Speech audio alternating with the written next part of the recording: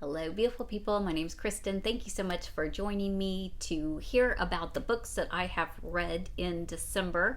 There is actually 1 week that I will be traveling, that last full week right after Christmas into the New Year's, and I will be doing several audiobooks on tape with my father as we literally drive across the country, about 27 hours worth of driving. And then I will have some evenings alone in my own hotel room throughout the week to also do some reading. But those reviews will then be put into tally for my best books of 24, and reviews of those books will all be coming in January.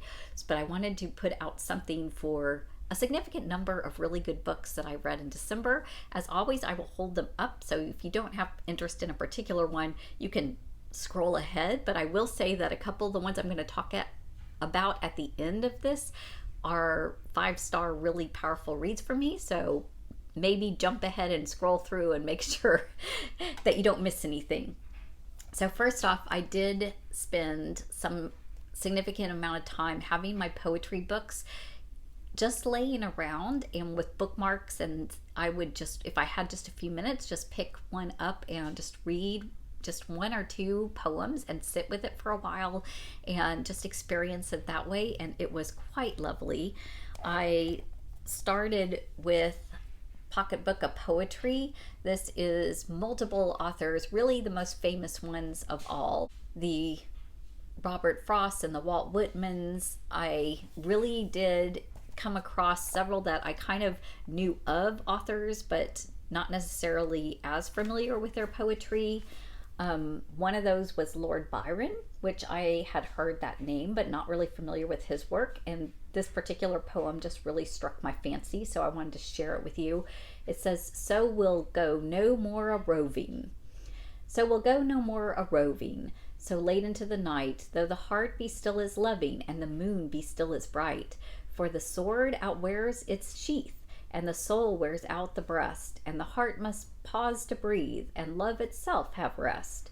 Though the night were made for loving, and the day returns too soon, yet we'll go no more a roving by the light of the moon."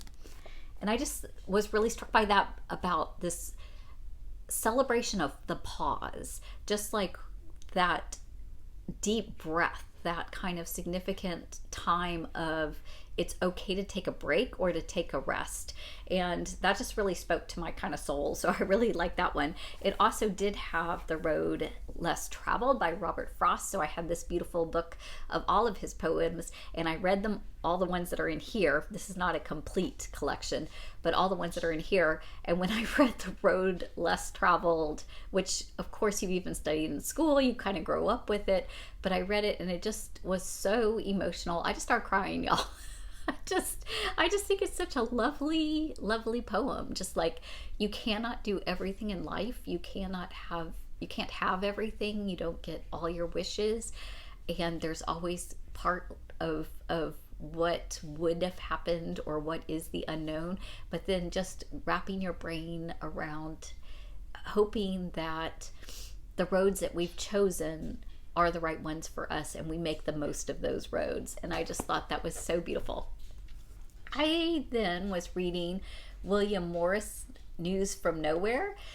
So this book is basically a journey of a man who is out into kind of future society where everything is perfect, and you don't even have to like get a paycheck, because you can just go get what you need, because everybody takes care of each other and there's not any shortage of anything, and everybody looks out for each other, and it's like a utopian society that's really trying to advocate for socialism. And when I read the commentary on this, that really is kind of what he was trying to portray.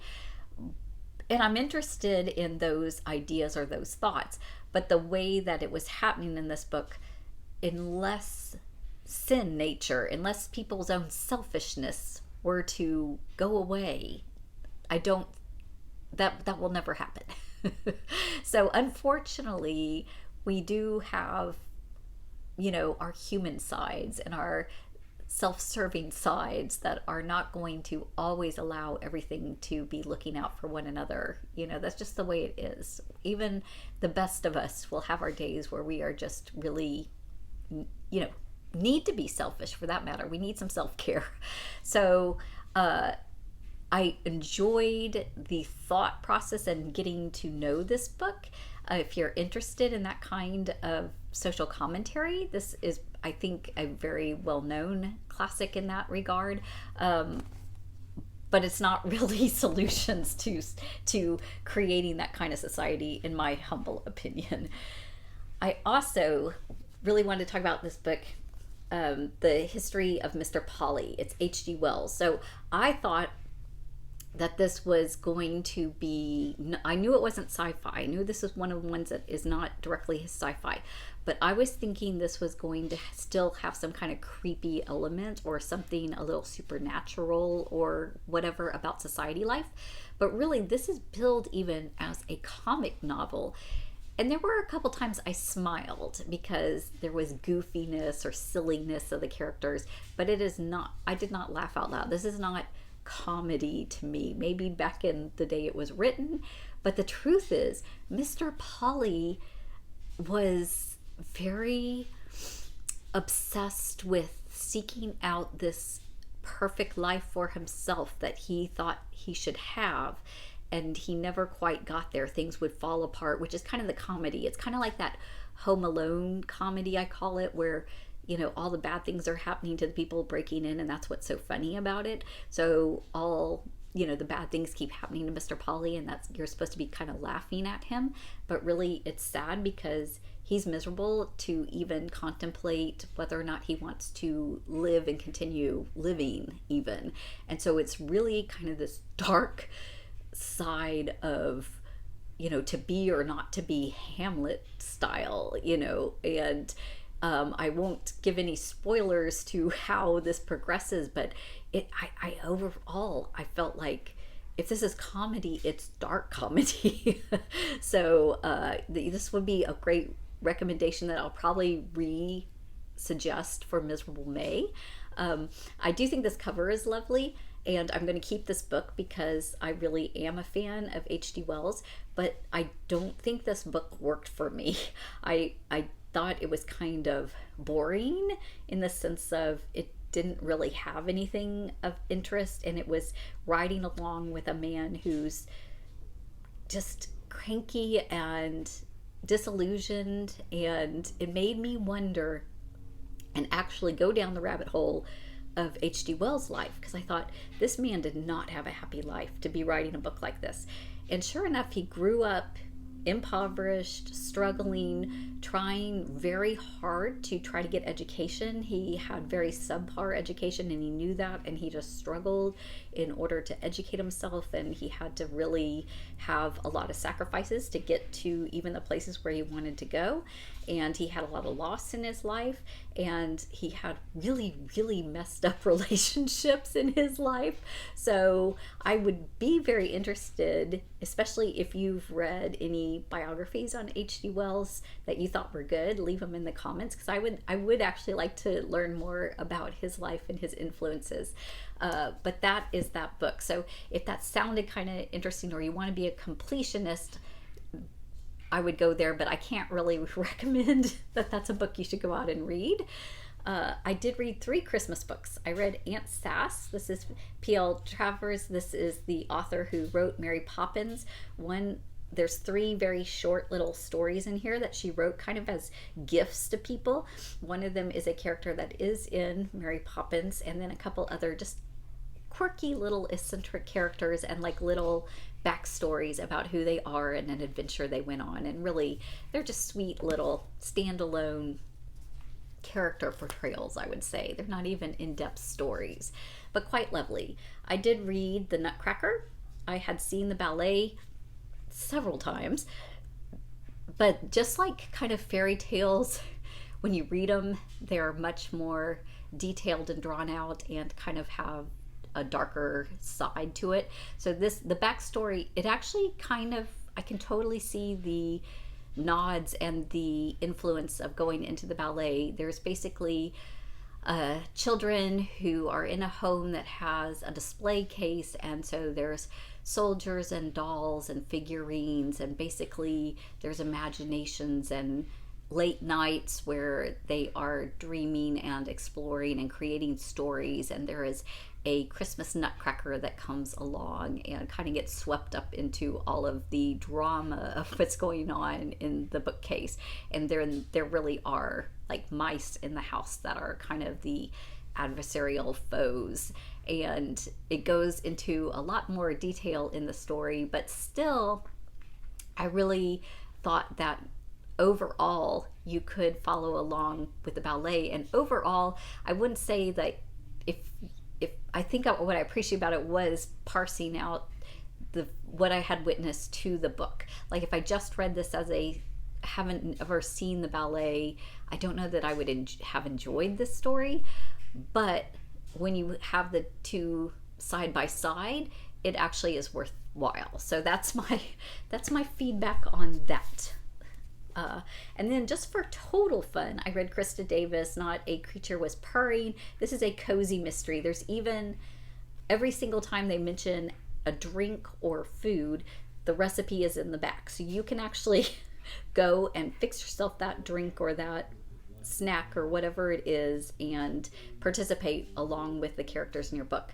But the person kind of solving the mystery has a dog, and then there's a cat, and so they're actually instrumental in trying to find the dead bodies or to uncover clues. So it's a little quirky in that, but it's fun. It's a fun, very light, cozy kind of read. Then I read a couple of new releases to me. This one came out, I think, last year, just for the summer. Abby Jimenez. I've never read her, so this is my first one. And supposedly there is a lot of reoccurring characters or Easter eggs that she has put that have occurred in multiple other books that she's already read. But I'll go ahead and say, if this is your first one, it won't bother you. I didn't know that till the end. that was even the case. So I totally wasn't lost as I followed along the story. This is a story that is about two people that think that every time they have dated in recent history, when they break up with that person goes on to find their absolute crazy in love soulmate and gets married. And so they think if they date each other, that then when they break up, they will then both find their soulmate afterwards. So they're not totally committed to dating one another, thinking that they're going to be the be-all end-all of their relationship. But then, of course, things are going to go down that are really profound or stretching to their characters. And the girl in particular is wrestling with a lot of attachment disorders and some mental health struggles. And so I thought the author did a really good job explaining that and talking through the eyes of her best friend and how she was dealing with that and how to love on someone and to help them through that situation, which I think is really valuable and important. And I was just very invested in this. I thought it was really fun. There's a dog character, so that was a lot of fun. It was a good ride. I totally for romance. I'm not a big romance kind of person, but for romance, it's top notch. And then my favorite book that I read this month actually was The Collected Regrets of Clover by Mikki Brammer. So this is a story of a girl who is a death doula. That is a person that sits with people and assists them at their end of life to get their affairs in order and to pass with more resolution or peacefully, or at least not alone. And in the meantime, she is one of those characters that is a quirky kind of recluse, introverted kind of person. It's very much reads like Britt Marie Was Here, or A Man Called Ove, or Elizabeth Oliphant Is Fine. Those kind of books, if you like that style of book, this one is also right up there with me. going to actual death cafes, which I had never heard of. I don't know if that's even a real thing, but I think it is, where they have these kind of support groups of people that are going, that just need a place to talk about death. It's not necessarily that they have lost somebody, but maybe their family doesn't process it, or they themselves are dying, or it could be a multiple of different situations. But it's like a safe spot to talk about it, because in society it's not always open to talk about it, because if somebody's not ready to take on somebody else's grief, that can become something heavy. So it gives room for people who need to do that. And so through that, she meets some interesting other people that are processing that. She's trying to kind of overcome her own closed offness or past issues with friends and family. And she has a landlord that she is particularly close to, an elderly gentleman that is kind of her only friend, and goes and plays mahjong with him. So it's just, again, beautiful, beautiful characters, really close to them, laugh with them, cry with them, go on this journey with them. It was ridiculous in the sense of one of those books that, oh, this needs to happen, so coincidentally this is happening. One of those kind of stories where you're just like, the reality is, if these things were happening, all these things would not be lining up this way. But if you can suspend your disbelief in that, it's beautiful. It's a beautiful ride. And I wouldn't want the story drawn out. I mean, it's not that chunky of a book. I wouldn't need it drawn out to make it more realistic. So that would be my only kind of disclaimer, or anything that might prevent it from being 5-star. But for me, this is going to be 5-star. I pretty much am going to predict this is going to be in my top 10 for the year of books that were really impactful, meaningful, and just beautiful for me. I laughed, I cried. It was a lot of great closure for me, in the sense of having just lost my own mother. It has some beautiful, beautiful sayings, because she is sitting with people and helping them through grief, helping them through dying, and a lot of her life lessons and things that she shares I found very accurate, very comforting, very soothing. So I highly do recommend this book if you still have some unprocessed grief that you're going through. I think it is a lovely place to start, or you'll find something to resonate and to close that out. I also did read 2 of the books that were on my Mothers TBR. I read Michael Connelly's The Waiting and David Baldacci's A Calamity of Soul. So these books were really fun. They are mystery thrillers. I actually give 5 stars to both of them. I just really enjoyed them, had a great ride. I have separate reviews for them that I will leave the links below in the comments, so you can check those out if you're interested in the plots or what's going on with both of them. If you like mystery thrillers, I can recommend them. So that was my reading for December. It was really a great reading month. Leave me a comment if you've read any of these, if you want to read any of these, or what you've been reading, or if there's one that you think I should read next. I hope that you have a fantastic new year and go into the next year with very, very happy reading and lots of joy. Take care, y'all.